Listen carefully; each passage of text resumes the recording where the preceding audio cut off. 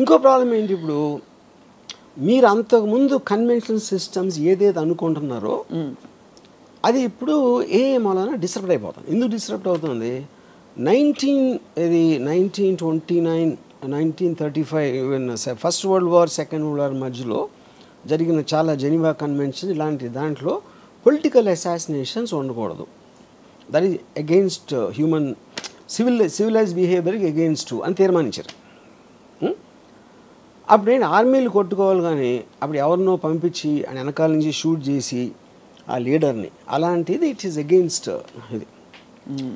ఇప్పుడు ఆ థింకింగ్ ఎందుకు మారిందంటే cost of war and the effect of war. Second world war తర్వాత వచ్చిన ఏదైతే వార్స్ ఉన్నాయో ఎవరు తీసుకున్నారు వార్ డెసిషను?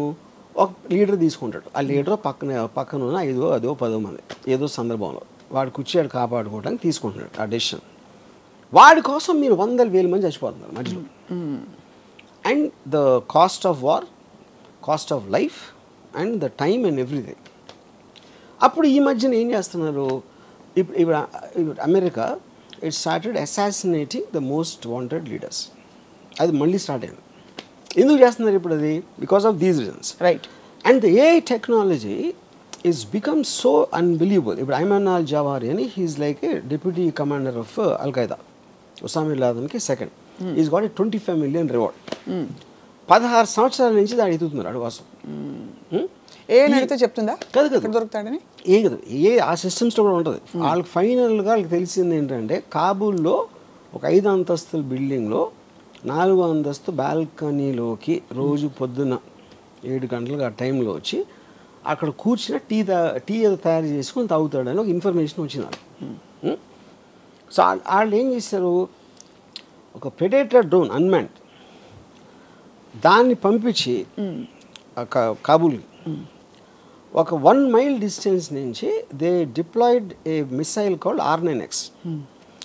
అదేం చేస్తుందంటే దగ్గరకు వచ్చి అది పేలదు, దాంట్లోంచి కత్తులు వస్తాయి బయటికి, అది సర్రని తిరిగి నరికేస్తాయి టార్గెట్ని.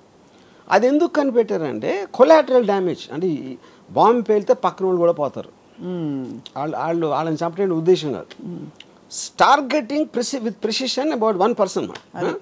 ఇంకోటి బాంబు పేలితే బిల్డింగ్ పడిపోవచ్చు, ఇంకా ఎంతమంది పోతారో తెలియదు. అలాంటివి చాలా జరిగినాయి. దాన్ని తగ్గించడానికి ఇలాంటి టెక్నాలజీ కూడా వచ్చింది.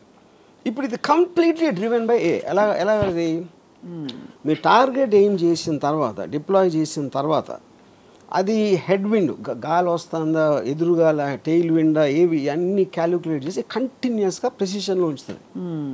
1 mile దూరంలో కనపడదు, ఎందుకంటే అది 4-5 feet ఉంటుంది. 1 mile అక్కడి నుంచి స్టార్ట్ అయ్యి ఈ దగ్గర రావడానికి 4 secondsలో వస్తుంది. Because travels at Mach 10 speed. మీకు సౌండ్ కూడా వినిపించదు. సో అక్కడ అప్పుడు ఏమవుతుంది, ఈడొక్కడ పోయాడు. మీరు ఇది లేకుండా చేయాలంటే ఒక పెద్ద ప్లటూని పంపి చాలా విరోచితంగా లోపల వాళ్ళకి తెలిసిపోయి వాళ్ళు షూట్ చేసి వీళ్ళు షూట్ చేసి ఎంతమంది పోతారో ఆడు తప్పించుకుంటాడా లేదా తెలియదు. Same thing they applied. ఇప్పుడు ఇది మన రాకెట్ సైంటిస్ట్ ఉన్నాడు, మన న్యూక్లియర్ సైంటిస్ట్ ఇరాన్లో, ఆడిని ఆ పర్టిక్యులర్ దాంట్లో వచ్చి ఆడి దగ్గర కొట్టి అది లేచిన తర్వాత ఒక ఏమంటుందని లాన్లోంచి ఒక రోబోటిక్ థింగ్ చేసి మెషిన్ గన్తో కలిసింది. అండ్ మనుషులే లేరు అక్కడ, everything is done by machines control by A. అప్పుడు చాలామంది ఆలోచించింది ఏంటంటే సెకండ్ వరల్డ్ వార్ ఎందుకు వచ్చింది అసలు, హిట్లర్ని చంపటం వచ్చింది. హిట్లర్ అని కూడా స్టార్ట్ చేశాడు. అవును, సెకండ్ వార్ ఎండ్ అయిపోవాలంటే హిట్లర్ చచ్చిపోవాలి. కానీ హిట్లర్కి మనకి మధ్యన అది మనకంటే అమెరికన్ ఫోర్సెస్కి ఒక 1000 మంది ఉన్నారు, ట్యాంకులు గీంకులు అన్నీ చేసుకొని. వాడి దగ్గరికి రీచ్ అవ్వటానికి అయింది వార్. ఇప్పుడు ఆడికి వాషింగ్టన్లో కూర్చున్నాడు, ఒక బటన్ నొక్కితే ఈ డ్రోన్ గీనో వచ్చి సపక్కని లేపేస్తే ఇంకా సెకండ్ వార్ ఎట్లా ఉంటుంది? అవును, కరెక్ట్. ఇప్పుడు రేపు పొద్దున మనకి ఇంకో కంట్రీకి వార్ వచ్చింది సపోజ్. ఇప్పుడు మీరు ప్రైమ్ మినిస్టర్ని joint chiefs of staff army navy naval కమాండర్ని చంపేసినాయి అనుకోండి, మిసైల్స్ వచ్చి, మిసైల్స్ డ్రోన్స్ ఏదో వచ్చి, మీకు లీడర్స్ పోతే వేరే వాళ్ళు వార్ ఏం చేస్తారు? మహారాజ్ చచ్చిపోతే సైన్యం వార్ ఎందుకు చేస్తుంది? అవును, ఈ క్వశ్చన్స్ అని రీఎమర్జ్ అవుతున్నాయి. ఎందుకంటే మీ న్యాచురల్ ఇన్స్టింక్ట్లో లీడర్ని చంపితే అయిపోతుంది కదా అంటే లీడర్ని అసాసినేట్ చేయకూడదనే మారల్ కోడ్ నుంచి ఈ మొత్తం కాస్ట్ ఆఫ్ వార్ క్యాలిక్యులేట్ చేసి కొత్త మోడల్స్ ఆఫ్ వార్ మొత్తం అంతా కలిసి మనం కేవలం ఎవడో తీసుకొని వాడిని టార్గెట్ చేద్దాం. 20 సంవత్సరాలు ఆఫ్ఘనిస్తాన్లో వార్ జరిగింది. ఫైనల్గా ఇచ్చేసారు, తాలిబాన్ మళ్ళీ వచ్చేసారు. $4 trillion ఖర్చింది అమెరికాకి. ఇప్పుడు ఆడ ఫస్ట్ నుంచి ఆడ ఆఫ్ఘనిస్తాన్ దాని చావుని మనకి ఉసామా బిన్ లాదెన్ ఒక్కడిని చంపాలి అంటే మీకు కాస్ట్, టైం, ఎఫర్ట్ ఎంత తగ్గిపోతుంది? ఖచ్చితంగా తగ్గేది. అండ్ అప్పుడు వాళ్ళు ఏమంటారు, $25 million కాకపోతే $100 million ఇస్తాం ఆయన పట్టుకుంటే. అప్పుడు వాడి చుట్టూ ఉన్న వాళ్ళు శత్రు అంటే targeted assassination killing plans is the future rather than war. అయితే థర్డ్ వరల్డ్ వార్ వస్తుంది ఇవన్నీ ఇప్పుడు మన బంగ్లాదేశ్ ఏదైనా అవ్వచ్చు. నా పాయింట్ థర్డ్ వరల్డ్ వార్ రావడానికి ఎవడో పెచ్చోడో ఒక న్యూక్లియర్ బటన్ నొక్కేంటే అయిపోతుంది. ఆడు పిచ్చోడు మనం అనుకున్నాం, ఆడుకున్న యూజువల్ వేరే అవ్వచ్చు ఏదో.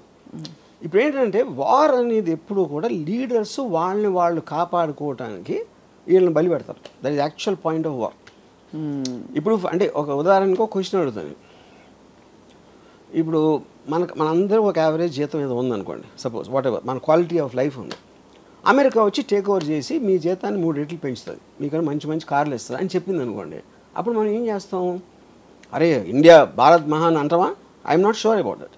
ఎందుకంటే మనం చాలామంది గంతులు వేసుకుంటూ వెళ్తాం కదా అమెరికాకి. అమెరికాకి ఇక్కడ రాకుండా ఉండి అమెరికా ఇస్ బెటర్ అని మీరు అమెరికా పాలనలో మీరు ఉన్నప్పుడు ఇక్కడ అమెరికా పాలన ఉంటే మీకు ప్రాబ్లం ఏంటి? అది కేవలం మన ఈగో అని మన ప్రోగ్రామ్ చేసిన విషయం అది. యూనో, సో అప్పుడు దాన్ని బట్టి ఉన్న తీరులో నేను చెప్తున్నాను ఇప్పుడు. సో బేసిక్గా ఎవడైతే పైన ఉన్నాడో వాడిని కాపాడుకోవడానికి వార్ వస్తుంది. అది నా ఫండమెంటల్ థింగ్. ఏఐ వస్తే ఇప్పుడు పాకిస్తాన్ ఇండియాకి వస్తే సప్న రాము వాళ్ళు తీసుకోలేదు కదా డిసిషన్. అది మన పక్కింటి వాళ్ళు తీసుకో, ఎదురింటి వాళ్ళు తీసుకో, మనకి తెలుసు ఎవరు తీసుకున్నారు? ఢిల్లీలో ఉన్న 10 మంది తీసుకున్నారు. అవును, మన దేశాన్ని తీసుకెళ్ళిపోతున్నారని మనలో ఒక ఇది చేసి. కానీ ఆ దేశం బెటర్ అవుతే అప్పుడు ఎందుకు వార్ చేస్తారు మీరు? మీరు ఎవరితో ఫైట్ చేసినా మీ దగ్గర ఉన్నది ఏదో పోతుందేమో అనే భయంతో చేస్తారు. లేకపోతే అవతలని ఆక్రమించేసుకొని మనం దొబ్బేద్దాం అని దాంతో చూస్తారు. ఈ రెండే ఉంటాయి. కాన్ఫ్లిక్ట్ అనేది అక్కడే ఉండేది. కరెక్ట్. 99% ఆఫ్ ద పీపుల్ వాళ్ళు ఉంటే వాళ్ళ బతుకులు వాళ్ళు బతుకుతారు. They don't even know what's happening. వాళ్ళు చెప్పేవారు కూడా తెలియదు వాళ్ళకి రీజన్. రైట్, ఎక్కడ ఉంది. సో ఈ కాంటెక్స్ అన్నిటిలోని ఒకటి ఏఐకున్న ఇంటెలిజెన్స్ అది అందరికీ ఇస్తుంది. అది ప్రాబ్లం. ఒక్కడికే ఉంటే వేరు. అది మీకు తెలిసి, నాకు తెలిసి, మన దగ్గర పనిచేసేవాడికి తెలిసి, డ్రైవర్కి తెలిస్తే everybody is armed with the same knowledge. Right, same intelligence. వాడికి తెలియకపోతే సందర్భం వచ్చినప్పుడు అటు తెలుసుకుంటాడు. లేదు అంటే వాళ్ళు క్రియేట్ చేసుకోవాలి. అందుకనే కాంటెక్స్ట్ ఆఫ్ వార్ ఎవరి ఏఐ వాళ్ళే. బిగ్గెస్ట్ ప్రాబ్లం ఏమవుతుందంటే ఏఐతో మీకు మోటివేషన్ పోతుంది. మోటివేషన్ ఎందుకు పోతుందంటే అబ్సల్యూట్లీ ఆల్రెడీ నాకు అన్నీ తెలిసిన నా ఫ్రెండ్ నా దగ్గర ఉంటే మీరెందుకు మళ్ళీ చదువుకోవాలి, మీరెందుకు నేర్చుకోవాలి, మీరెందుకు అర్థం చేసుకోవడానికి ట్రై చేయాలి? అది స్టూపిడ్. మోటివేషన్ అంటే ఆఫ్ కోర్స్ క్యాలిక్యులేటర్స్ తర్వాత 2, 4 అది క్వశ్చన్ కాదు. మోటివేషన్ అనేది ఒక మనిషికి ఎందుకు ఉపయోగం? మోటివేషన్తోనే తను కష్టపడతాడు. తను ఏదో ఇంకొక పెద్ద ఒక రీచ్ అవ్వటానికి ట్రై చేస్తాడు.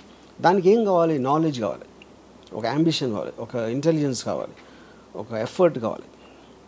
ఇవన్నీ వేరే వాళ్ళు చేసి మనకన్నా బెటర్గా చేస్తున్నప్పుడు, ఇప్పుడు నేను సపోజ్ డైరెక్టర్ అవ్వను అనుకోండి, నేను ఉన్న డైరెక్టర్ కన్నా నేను బెటర్గా తీస్తాను అని అన్నప్పుడే నాకు మోటివేషన్ వస్తుంది. ఇది ఒకటి. లేదా నేను రేస్ ఉన్నాను, రన్నింగ్ రేస్లో ఉన్నప్పుడు 10 మంది పరిగెడతామంటే నాకన్నా ఫాస్ట్గా పరిగెట్టేవాడు ఒక 10 అడుగులు నాకన్నా ముందు ఉన్నాడు. అవును, 10 అడుగులు దూరం ఉన్నప్పుడు ఎలాగైనా అందుకోవాలని ఇంకా నేను కష్టపడి ఇంకా పరిగెడతాను. అదే వాడు 1 మైల్ ముందుకు వెళ్ళిపోయాడు అనుకోండి, 1 మైల్ అందుకోవటం అనేది నాకు వల్ల కాదు అని నాకు తెలుసు. అప్పుడు అయిపోతాను. అప్పుడు ఆ కాంటెక్స్ట్ ఏమవుతుందంటే మోటివేషన్ లేనప్పుడు మీరు చదువుకోవటం, నాలెడ్జ్ సంపాదించడం, ఒక అంబిషన్ ఉండటం అనే వాటికి మీనింగ్ ఉండదు. అప్పుడు ఏంటి, స్లోగా మనం మళ్ళీ ఆది మానవులు అయిపోతాం. ఆది మానవుడి నుంచి మనం మోటివేషన్తో వచ్చాం ఇంతవరకు. అది రివర్స్ ప్రాసెస్లో అవుతుంది ఎప్పుడైతే మోటివేషన్ పోయిందో. ఎందుకు రివర్స్ ఎందుకు అవ్వాలి? అక్కడే ఉండొచ్చు. అది అంటే అక్కడే ఉంటాం అంటే అక్కడే ఉన్నప్పుడు ఆడ వెళ్ళిపోతే అదే కదా, డిస్టెన్స్ అదే ఉంటుంది కదా.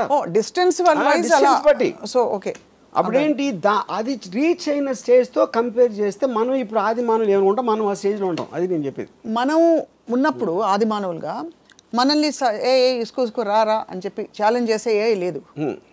ఇప్పుడు ఉంది కాబట్టి మనం గ్యాప్ పెరిగిపోతుంది. అప్పుడు ఏమీ లేదు కదా. అప్పుడు పాయింట్ ఆఫ్ రెఫరెన్స్ ఏఐకి మనం ఇర్రెలవెంట్. మనం ఉన్నా లేకపోయినా అది సెన్షెంట్ అయినప్పుడు వి బికమ్ ఇర్రెలవెంట్. మనకి ఏసారి irrelevant. Correct. But I'm saying for us to evolve from real ఆదిమానవ time what was our motivation? గుర్రపు స్వారీలు చేసినప్పుడు గుర్రాలు ఇంపార్టెంట్. కార్లు వచ్చినప్పుడు గుర్రాలు ఎందుకు ఇంపార్టెంట్ అవుతాయి? కరెక్ట్. అది ఎగ్జాక్ట్లీ ద ప్రాసెస్. అసలు గుర్రాలని వాడచ్చు అనే అవసరం ఉంది కాబట్టి గుర్రాలని వాడడం మొదలుపెట్టి గుర్రపు స్వారీ అని ఒక తయారైంది. వెన్ వీఆర్ ఆదిమానవ్స్ we didn't have any point of reference. ఒక బ్లాంక్ క్యాన్వాస్ మీద మనం చేసుకుంటూ పోయి ఇంత డివాల్వ్ అయ్యాం. ఇప్పుడు ఏంటి, మనకు పాయింట్ ఆఫ్ రెఫరెన్స్ మనం తరుముతున్న ఒక కాలం ఉంది కాల్డ్ ఏఐ. సో దాని రెఫరెన్స్ తో మన అసలు పట్టించుకోవట్లేదు. అదే దట్స్ ఎ డిఫరెన్స్ అన్న. యా, బట్ మనం తరం పడుతున్నాం because we want to catch up at least as a respiration. తరం పడతాం, మనం వెనక పడతాను. తరం పట్ల అది వెనకాల వస్తా ఉంటే తరం పట్టం. అది మిమ్మల్ని పట్టించుకొని ముందుకు వెళ్ళిపోతే మనం అప్పుడు వెనక పట్టం. Point noted sir. My whole point is అప్పుడు అబ్సల్యూట్ ఎవల్యూషన్, ఇప్పుడు relative. Everything is relative. Any time is relative. ఇప్పుడు గుర్ర స్వారీ ఎందుకు వచ్చింది? ఆడికి ఐడియా వచ్చింది, అరే మనం ఒకటి నడుస్తున్నాం, దాన్ని ఏదో చేసి దానికి జానబెట్టు ఏదో చేసి దానికి ట్రైనింగ్ ఇచ్చి గుర్రం ఎక్కితే మనం నడవాల్సిన అవసరం ఉండదు, ఫాస్ట్గా వెళ్ళొచ్చు. That is what the motivation of understanding. But that was a natural need. Everything is natural need including a. ఇప్పుడు ఏ కూడా మనం ఇంతవరకు తీసుకోవచ్చు. ఇప్పుడు మన పెరిగి దాటి వెళ్ళిపోయింది అది. Correct. That is a point.